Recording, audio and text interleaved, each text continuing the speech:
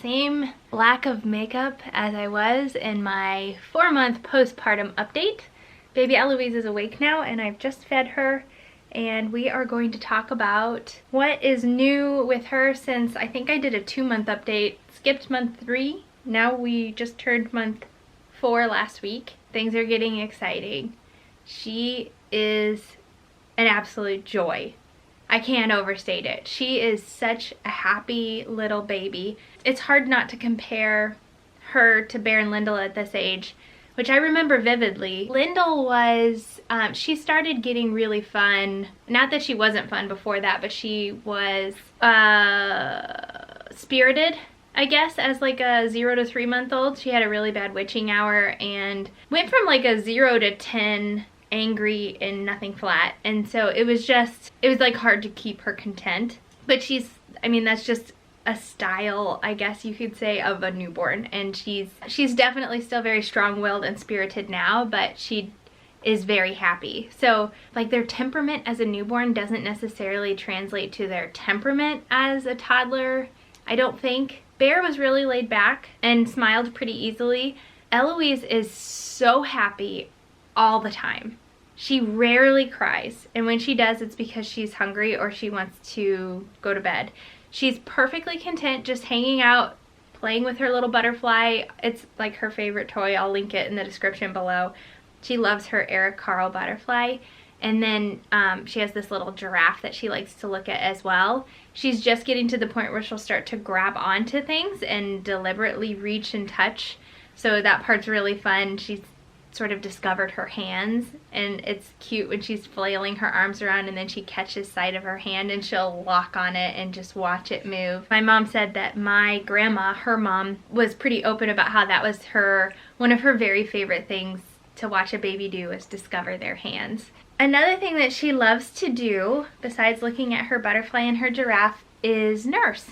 She loves to nurse. It's kind of like Bear in that sense. She's really efficient. It really takes her between 5 and 10 minutes to really get a full feeding, and she usually gets a full feeding off of one side. She rarely nurses from both sides. So it's just a different way of breastfeeding. It's different than what I did with the twins, where I, at this age, was, I guess I would feed one on one side and feed the other on the other side after.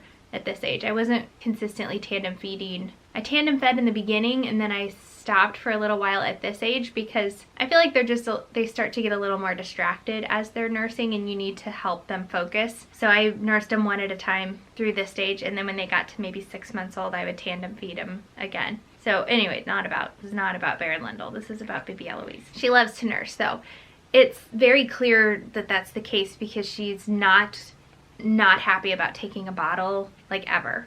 I think, so our nanny is with them. She's with them 3 days a week, but on Tuesdays I usually keep Baby Eloise with me.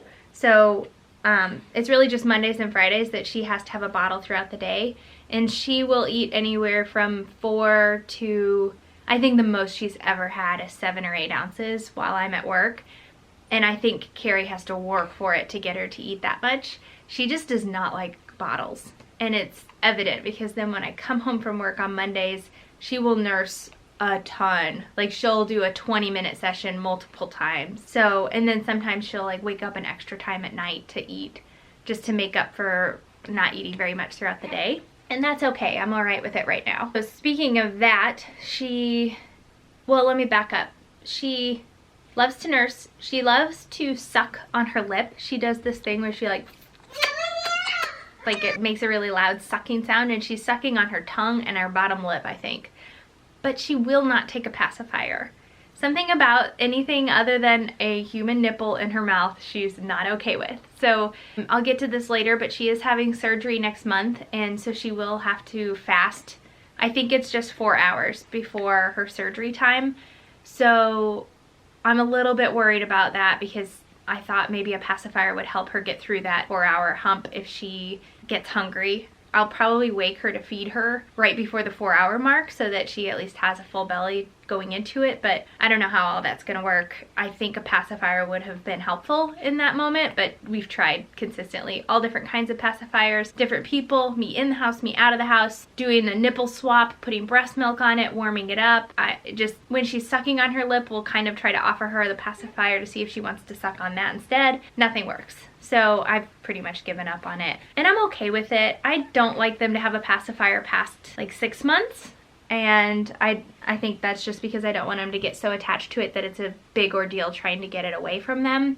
I just don't want to be dependent on a pacifier and be out of the house and be worried about we forgot the pacifier. Bear is the only one of my 3 kids that even liked a pacifier, and we weaned him from it at 6 months. Her sleep is getting a lot more predictable. She has basically 5 naps a day and then sleeps about 10 hours at night. I think soon that last nap will end up being the beginning of her night. I'm hoping. So far that's not the case. I've tried to make it that way because I know average bedtime at this age is like 7, 8 maybe, and she's not going to bed until 9:30. And I've tried keeping her down starting at 7, and it ends up being a crazy night. And she's up a ton and it's just not good. So I don't think that she needs that early bedtime yet, but she sleeps fairly late in the morning for a baby her age. So I think her schedule is just shifted later than typical, and I'm okay with that. The twins go to bed at 8:30, and then I have some one-on-one time with her to slowly do her bedtime routine and hang out with her and cuddle and read, and then put her down at about 9:30. And then after 45 minutes, she wakes up, like one sleep cycle, wakes up, nurses one more time, and then is down until about 3:30 or 4:30. So that's like her long stretch is from about 10:15 until it's pretty much around 4. So not bad. If I am good and go to bed right then I feel pretty good the next day, but I usually am up later than that, and that's getting kind of tough. Then she nurses at 4-ish, somewhere around there, give or take a half hour, and then she usually nurses again at like 6:30, and will go back down for like another hour. And I don't know if that's kind of her first nap. I'm not really sure how that works, but then she's down and then she's up for like an hour and a half for her first wake time of the day. And we follow wake times throughout the day. So after she takes a nap, which is pretty much 30 to 40 minutes, that's very typical for this age, then she's awake for another anywhere from an hour and a half to 2 hours before she goes back down for her next nap. So we just try to keep track of that wake window so she doesn't get too overtired. Since she is so happy, it's not super obvious when she needs to go back down for a nap always. So we can get into that overtired zone pretty easily with her, where it just is just a little bit harder for her to go down. As of right now, we're not like doing any sleep training really with her. Occasionally we'll have to put her down and then tend to the twins, and so in those cases where we don't rock her all the way to sleep or nurse her all the way to sleep, she is very good about just going to sleep on her own. So I don't foresee us having to do a whole lot of sleep training with her when that time comes. I think she'll be pretty good, but I don't want to do much before she has her surgery because I feel like there's just really no point. She's still pretty young to be doing any formal sleep training anyway. I'm just not comfortable doing it this young. I don't know, we'll just see how things go. I don't think I'm gonna try to do anything formal until after her surgery, just because that will really, we'll have to start over, I feel like, after that anyway. So some developmental milestones, I guess you could say. She's really good at holding her head up. She's just now starting to appreciate the bumbo chair, but she can't spend a whole lot of time in it just because her head control's not quite there yet to make it comfortable. She is just about to roll. If we put her on her belly, she's not a huge fan of tummy time. I don't know many babies that are, but if we put her on her belly, she could definitely roll belly to back if her arms are just right. She just hasn't officially done it on her own yet, but she definitely could. And when she's on her back, she can kick her little feet all the way up, and if she just swings them to one side or the other, then she'll roll. But she, again, has not done that officially on her own. So not rolling yet, but this is right around the age where they start to do it. I think anywhere from 4 to 6 months. Some roll way sooner than that. So with that said, she is still in the SNU, swaddled, and I know there's different recommendations. The AAP is now recommending you stop swaddling at 8 weeks. or the first sign of rolling, whichever comes first. And I think that's a really good recommendation because you do not want them to roll for the first time at night while they're swaddled, which could definitely happen, especially if they're kicking their feet up like she is. Excuse you. But when they're in the snoo swaddle is attached to the sides where they physically cannot roll. That's the only reason I'm still swaddling her at night. And at this stage, since we're not doing any sleep training yet, I'm okay with continuing to do that because she cannot roll over.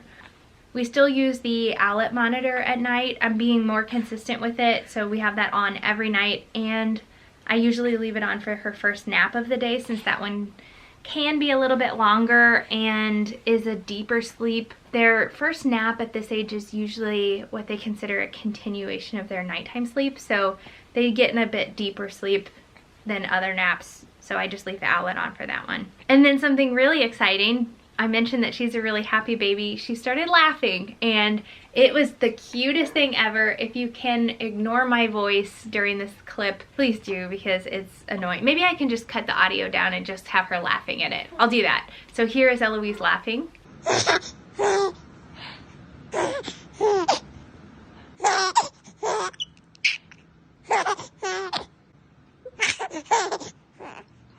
So that's when it gets really, really fun, is when they start really interacting, making eye contact, responding, laughing.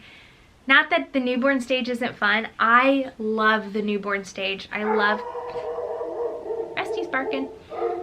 I love cuddling and holding a sleeping baby and just like having somebody to snuggle with all the time. And not having like the pressure of keeping them asleep. She's at the age now where she'll wake up if the kids scream too loud, and it's just not as easy to hold them when they're more active, I guess. I don't know. So I love the newborn stage. I love this stage. I love the next stage. I just love kids. We will keep you posted. I guess probably the next update will be around her surgery time. She's having her surgery on the day she turns 5 months old. So we'll keep you posted on all of that, and I'm not looking forward to it. I'm trying not to think about it, but it's coming. I can't think of anything else. Oh, she's wearing 3 to 6 month clothes. I can't think of anything else to add to this. So if you have any questions, as always, leave them in the comments below, and we'll see you next time. Bye. Oh, jeez, bodily function time.